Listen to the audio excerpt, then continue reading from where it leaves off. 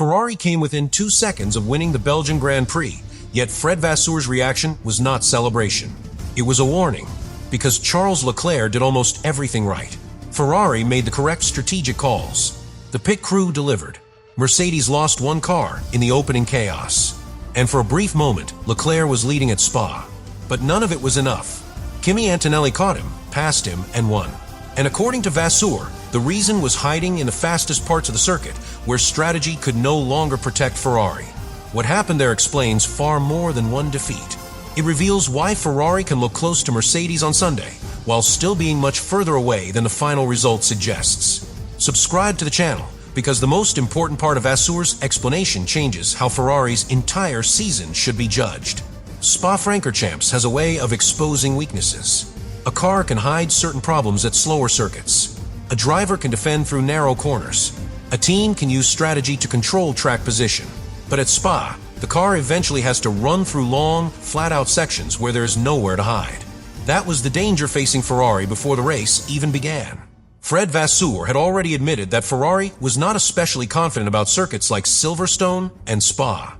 Both demand speed through fast corners, but they also place enormous value on acceleration and efficiency along the straights. Ferrari knew that area was a problem. And yet, as the Belgian Grand Prix began, the race appeared to be moving directly into Ferrari's hands. George Russell suffered a boost and deployment issue as he exited the first corner. His Mercedes suddenly lost momentum, and cars began moving around him. Then came the collision. Lewis Hamilton made contact with Russell at the 5th corner, turning the Mercedes around and ending Russell's race without points. For Mercedes, it was a brutal opening. One of its cars was gone almost immediately. For Ferrari, the opportunity was suddenly enormous. Charles Leclerc had already made a remarkable start. He passed Russell and Max Verstappen through Eau Rouge on the opening lap, placing himself behind Antonelli and directly in the fight for victory. That move mattered for more than position. It gave Ferrari track access to the leading Mercedes. It put Leclerc close enough to apply pressure. And after Russell's retirement, Ferrari no longer had to divide its attention between 2 Mercedes cars. On paper, the situation was almost perfect, but that was only the first layer. The early laps created the impression that Leclerc and Antonelli were competing on equal terms. They were close enough for strategy to matter. They were close enough for traffic, tire life, and timing to change the order. Then the virtual safety car arrived. Ferrari used the opportunity well. Leclerc gained a cheaper pit stop, meaning he lost less time than he would have under normal racing conditions. That strategic advantage briefly placed him in the lead. Now the entire race had changed. Antonelli was no longer controlling the Grand Prix from the front. He had to chase. Leclerc had clean air. Ferrari had the position. The pressure was now on Mercedes to find a way through. This was the moment when many people believed Ferrari had finally produced the complete race. The start had been aggressive. The strategy had worked. The pit stop had been strong. And Leclerc was leading a Grand Prix at one of the circuits Ferrari had feared most. But there was a hidden problem. Track position can delay a faster car. It cannot always defeat one. Imagine 2 runners on a long road. One begins slightly ahead and knows exactly where the finish line is. The other has stronger acceleration every time the road becomes straight. The runner in front may defend through narrow sections. He may choose the better path. He may force the other person to wait. But each time the road opens, the distance begins to disappear. That was Ferrari's race. Leclerc could use the corners. He could place the car carefully. He could protect the lead for a period of time. But every long acceleration zone gave Antonelli another opportunity to close.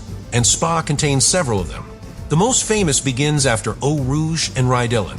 The cars climb steeply, reach the top, and then accelerate along the Kemmel Straight. It is one of the clearest tests of straight-line performance in Formula One. A car that produces strong acceleration can attack. A car that loses speed there becomes vulnerable, even if it performs well in the corners before and after. This was where Ferrari's weakness became impossible to disguise. Vasseur later said that Antonelli had the quicker car, and that Ferrari was losing to him on the straights. That sounds like a simple explanation. It was not, because straight-line speed is not controlled by one single part. People often hear that a car is slow on the straights and immediately assume the engine is weak. Sometimes that is part of the problem, but the real picture can be more complicated.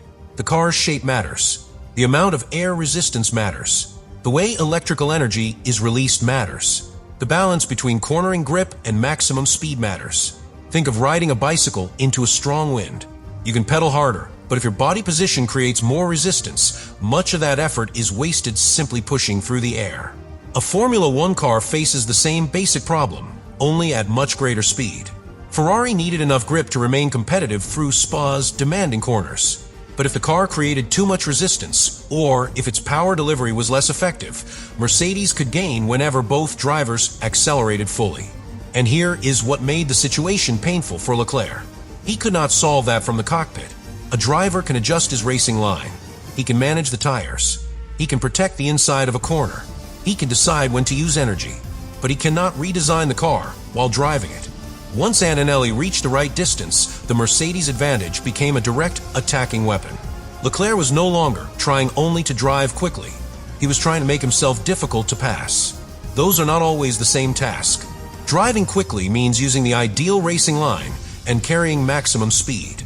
Defending means placing the car where the rival wants to go, sometimes sacrificing the fastest route to protect position. Every defensive move can cost time, and every lost fraction of a second allows the faster car to remain close. That creates a trap. The slower car defends, loses a little time, and becomes even more vulnerable at the next attacking point. Leclerc could delay the outcome, but unless Antonelli made a mistake, Ferrari's strategic advantage was gradually being consumed. And Antonelli did not make the mistake Ferrari needed.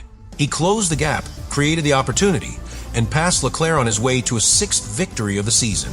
At the finish, the difference was only 1.952 seconds. That number makes the race appear extraordinarily close. It was close, but it can also be misleading. A gap of less than 2 seconds does not always mean two cars had equal performance. Sometimes it means the slower car executed an almost perfect race and forced the faster car to work for the result. That distinction is at the center of Vasseur's message. Ferrari did not finish close because the weakness had disappeared. Ferrari finished close because the team managed the weakness exceptionally well. Vasseur praised the execution. He praised the strategy. He praised the pit stop.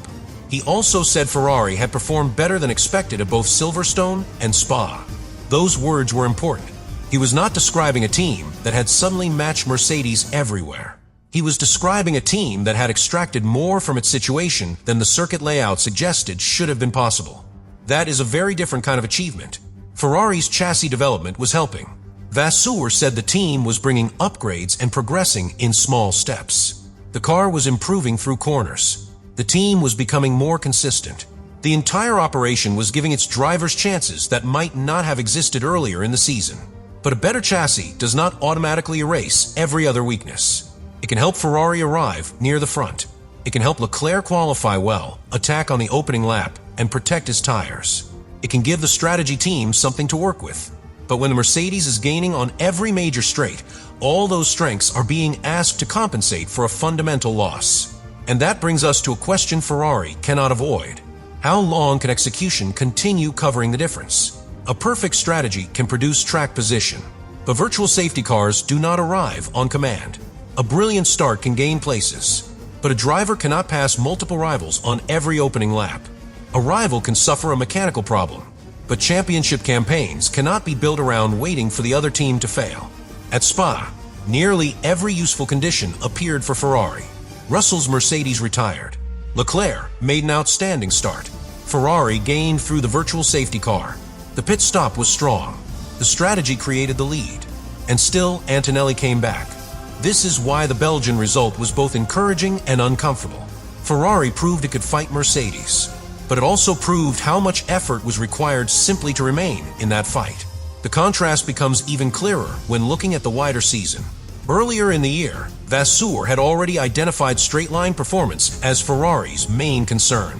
After the race in China, he described a deficit that was most visible along the straights.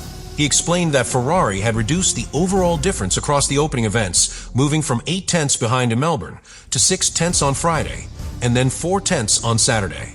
That progress showed Ferrari was learning. But Vasseur also made clear that Mercedes remained far ahead.